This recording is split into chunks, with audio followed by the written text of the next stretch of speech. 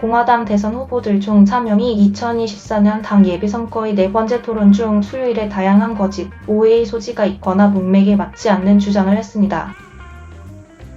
도널드 트럼프 전 대통령은 토론에 참여하지 않았습니다. 다음은 엘라베마주 투스칼루사에서 토론에 참여한 론 드센티스 플로리다 주지사, 니키 헤일리 전 대사 사업가 비벤 라마스와미 크리스 크리스티 전 뉴저지 주지사 등 후보들의 주장을 사실로 확인한 것입니다. 라마스와미는 수요일 공화당 토론에서 2021년 1월 6일 발생한 폭동에 대해 널리 공개되지 않은 음모론을 홍보했습니다. 라마스와미는 왜 적어도 1월 6일이 내부 일처럼 보인다고 말할 수 있는 사람은 적돈인가 라고 말했습니다. 사실 첫 번째, 이것은 1월 6일 폭동에 관한 가장 사악한 우익 거짓말 중 하나입니다. 이것은 거짓이며 어떤 실제 증거도 뒷받침하지 않으며 트럼프가 임명한 평생 공화당원인 FBI 국장인 크리스토퍼 레이에 의해 반복적으로 거부되었습니다. 이 특정한 음모론은 2021년 여름 친 트럼프 성향의 뉴스 매체들의 기사와 TV 코너에서 나타났습니다. 이 거짓이고 자기 이익을 추구하는 이야기는 미국 정부가 국회의사당 공격을 조직하여 폭력을 촉발시키고 트럼프 지지자들을 모함하고 트럼프를 나쁘게 보이게 만들 수 있다고 주장합니다. 이 이론을 뒷받침하는 증거로 추정되는 것은 증명되지 않은 주장, 반쯤되는 진실, 그리고 그날 치명적인 공격에 대한 책임을 그에게 용서하려고 공격적으로 노력한 트럼프 지지자들의 부정확한 드라이브라인에 불과합니다. 만약 여러분이 1월 6일 국회의사당에서의 폭력이 FBI 소식통 및 또는 요원들에 의해 조직된 어떤 작전의 일부인지를 묻는다면 답은 단호하게 아닙니다. 아니요, 그것은 FBI 소식통 또는 요원들에 의해 조직된 폭력이 아닙니다. 라고 레이는 말했습니다. 지난달 법무부에 따르면 약 850명의 폭도들이 1월 6일부터 발생한 범죄로 유죄 판결을 받았습니다. 그들 중 대부분은 유죄를 인정했고 많은 사람들은 그들이 트럼프를 지지했기 때문에 의사당에 있었다는 것을 인정했습니다. 라마스와미는 1월 6일에 대한 허위 정보를 판매한 전력이 있습니다. 지난주 아이오와에서 열린 캠페인 행사에서 그는 경찰들이 그들을 그냥 들여보냈습니다. 라고 거짓 주장을 했습니다. 이 특정한 거짓말에 대해 2022년 1월에 있었던 CNN의 이전 팩트체크가 있습니다. CNN의 마셜 코엔 헤일리의 경쟁자들은 소셜미디어 플랫폼이 소셜미디어에서 이름 식별을 요구하고 플랫폼에서 익명의 게시물을 금지하도록 밀어붙이는 그녀의 정책 제안을 공격했습니다. 헤일리는 토론 단계에서부터 제가 말한 것은 소셜미디어 회사들이 그들의 알고리즘을 우리에게 보여줄 필요가 있다는 것이었습니다. 저는 또한 지금 소셜미디어에 수백만 개의 봇이 있다고 말했습니다. 그들은 외국인입니다. 그들은 중국인입니다. 그들은 이란인입니다. 저는 항상 미국인들을 위해 언론의 자유를 위해 싸울 것입니다. 우리는 러시아인들과 이란인들과 하마스를 위해 언론의 자유가 필요하지 않습니다. 라고 말했습니다. 하지만 그녀의 경쟁자 드산티스와 라마스와프 사실 첫 번째 헤일리가 말한 것은 거짓입니다. 그녀는 처음에 소셜미디어 플랫폼에서 모든 사람을 위한 익명의 연설을 금지하자고 제안했고 나중에 온라인 외국 배우에 초점을 맞추기 위해 그 제안을 철회했습니다.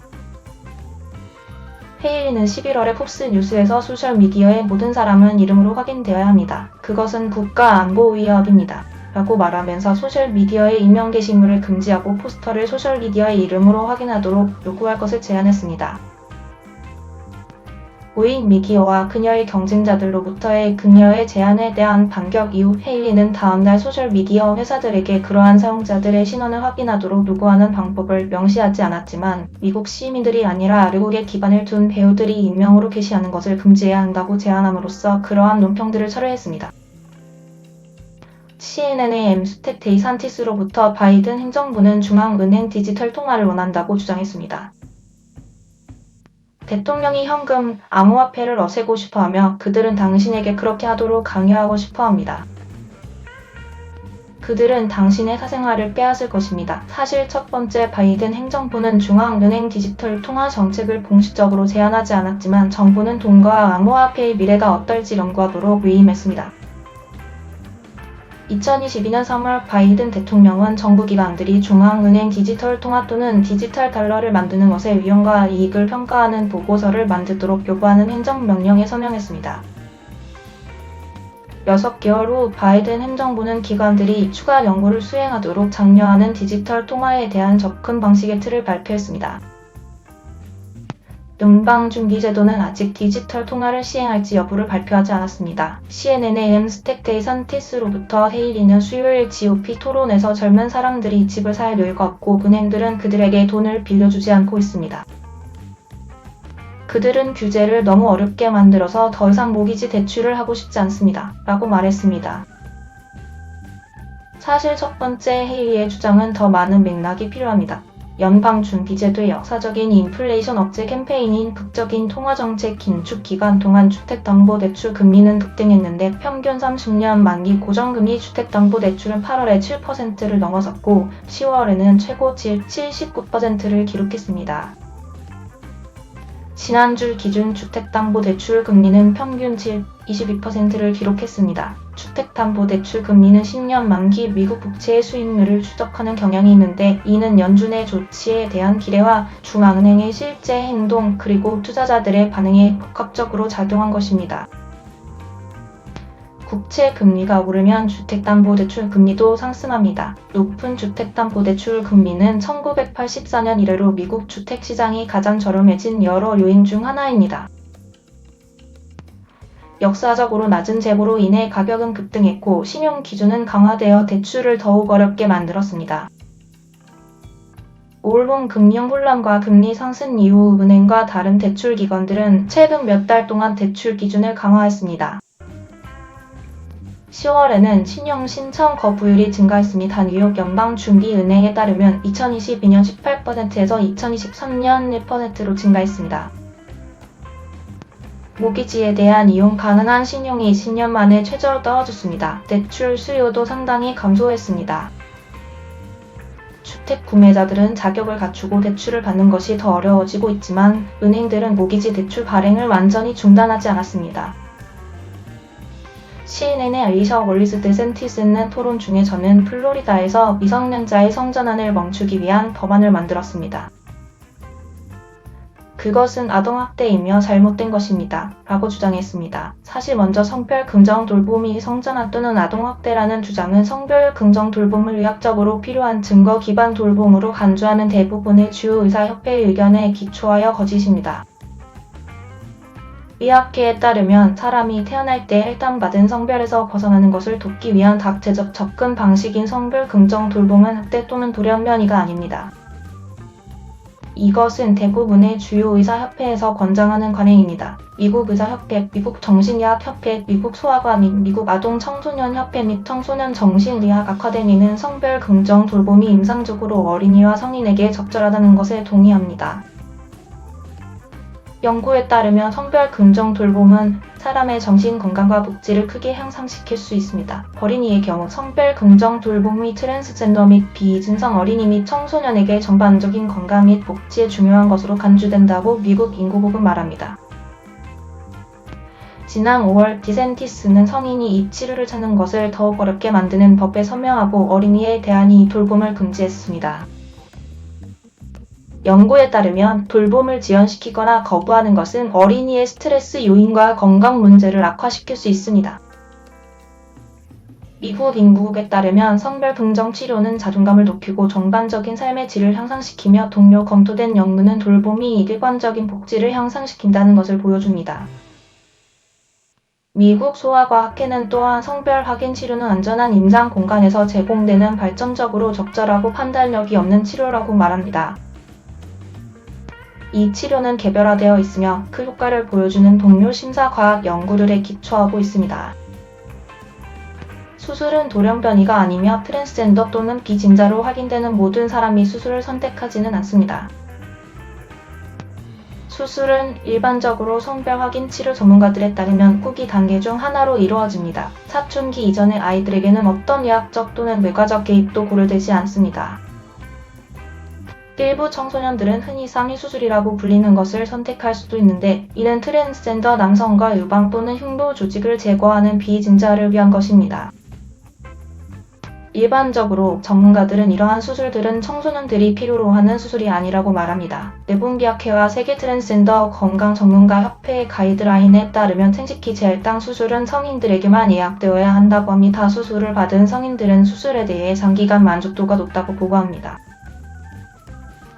연구에 따르면 수술을 받은 성인들은 심리적 고통과 다른 정신건강 문제들이 상당히 감소했습니다.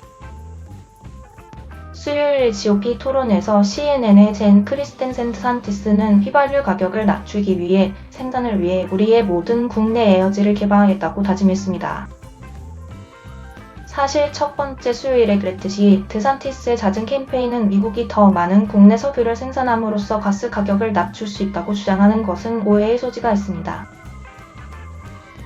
바이든의 임기 동안 미국의 석유 생산량은 심지어 도널드 트럼프 전 대통령의 생산량을 능가하는 새로운 기록을 세웠습니다.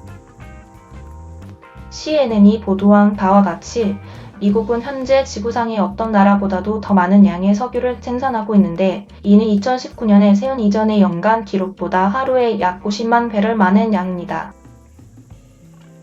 에너지 전문가들은 미국의 펌프 가격은 세계 석유 시장에 크게 의존하고 있으며 가스 가격에 관해서는 미국이 진정으로 에너지 독립적일 수 없다고 CNN에 말했습니다. 석유는 세계적인 상품인데 세계 석유 가격이 미국의 가스 가격을 결정하고 그 가격과 러시아의 우크라이나 전쟁이나 석유 수출국 기구 오펙의 최근 석유 생산 감축 결정과 같은 세계적 역학 관계의 변화를 분리하는 것은 불가능합니다. 레피단 에너지 그룹의 회장이자 전 조지 W 부시 백악관 관리인 반 맥널리는 작년 CNN에 미국이 생산하는 것과 다른 종류의 석유를 소비한다는 사실도 있다고 말했습니다. 맥널리는 미국이 생산하는 가벼운 원유는 샴페인에 수입하는 무거운 원유는 커피에 비교했습니다. 맥널리는 미국 정유사들은 특별히 우리가 소비하는 무거운 원유를 분리하기 위해 지어졌다고 말했습니다. CNN의 엘라니슨으로부터 미국의 대이스라엘 정책에 대한 토론 중에 드산티스는 10월 7일 이스라엘에서 발생한 하마스의 대규모 공격으로 인한 미국인 사망자 수에 대해 주장했습니다. 이 테러 공격과 미국인의 수를 보면 이것은 미국 역사상 열대 테러 공격 중 하나가 될 것입니다. 라고 드산티스는 말했습니다. 만약 당신이 이 테러 공격과 미국인의 수를 본다면 이것은 미국 역사상 열대 기산트 테러 공격 중 하나가 될 것입니다. 그리고 저는 그것을 지적하는 것이 절대적으로 적절하다고 생각합니다. 사실들 첫째, 드산티스의 주장은 이용 가능한 테러 통계를 근거로 했을 때 옳습니다. 1776년 미국 건국으로 거슬러 올라가는 강력한 통계는 없습니다. 하지만 메릴랜드 대학이 관리하는 글로벌 테러 데이터베이스에는 1970년 이후 미국에서 발생한 테러 공격에 대한 자세한 정보가 담겨 있습니다. 미 국무부는 지난 10월 중순 하마스가 남부 이스라엘에서 발생한 대규모 공격으로 최소 32명의 미국 시민을 살해했다고 발표했습니다. 글로벌 테러 데이터베이스에서 입수 가능한 자료에 따르면 드샌티스의 말처럼 이번 테러가 미국 땅에서 발생했다면 미국 시민들이 가장 위험한 열대 테러 공격 중 하나가 되었을 것이라고 합니다. 게다가 지난 10월 하마스의 공격으로 일부 미국 시민들이 인질로 잡혔습니다. 전쟁이 시작된 이후 4명의 미국인 인질이 석방된 가운데 백악관은 아직 1명이 남아있다고 밝혔습니다. CNN의 마셜 코엔 드산티스는 수요일 밤 엘라베마 주 터스킬루사에서 열린 공화당 토론회에서 나는 중국의 플로리다 주의 땅을 사는 것을 금지했다고 말했습니다.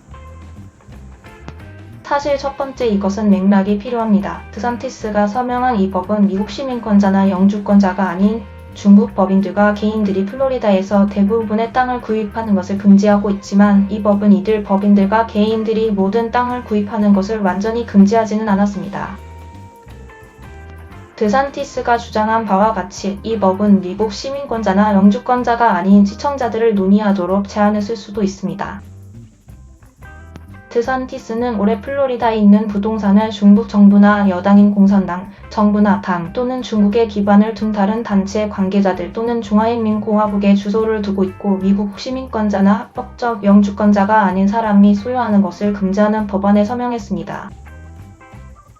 하지만 이 법은 미국의 망명을 허가받았거나 관광 비자가 아닌 미국 비자를 받고 있는 중국인들에 대한 면제를 담고 있습니다. 이들 개인들은 군사시설에서 5마일 이상 떨어진 곳에 있는 경우 최대 2에커의 거주용 부동산을 한 번 구입할 수 있습니다. CNN의 카니타 아이어와 다니엘 데일드 산티스는 대로 알려진 일부 진보적인 의원들은 미국이 가자 지구에서 30만 명의 사람들을 수입할 것을 요구했다고 주장했습니다. 사실 첫 번째 이것은 오해를 불러일으키고 있습니다. 일부 진보주의자들은 미국이 다른 나라들과 함께 난민 수용에 동참해야 한다고 신호를 보내고 있지만 그들은 특정 숫자를 발표하지 않았습니다.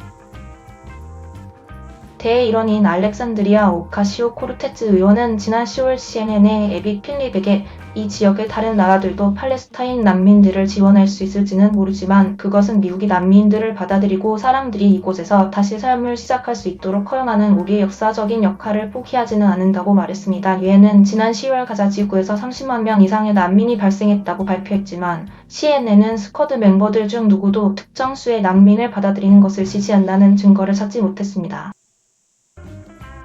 CNN의 카니타 아이어, 크리스티 KENITA 아이어 프리스티는 수요일 공화당 토론에서 사회자가 학교의 미성년자의 부모가 반대하더라도 아이가 선호하는 성 정체성을 받아들이도록 요구하는 법에 서명한 것은 사실이 아니라고 주장했습니다.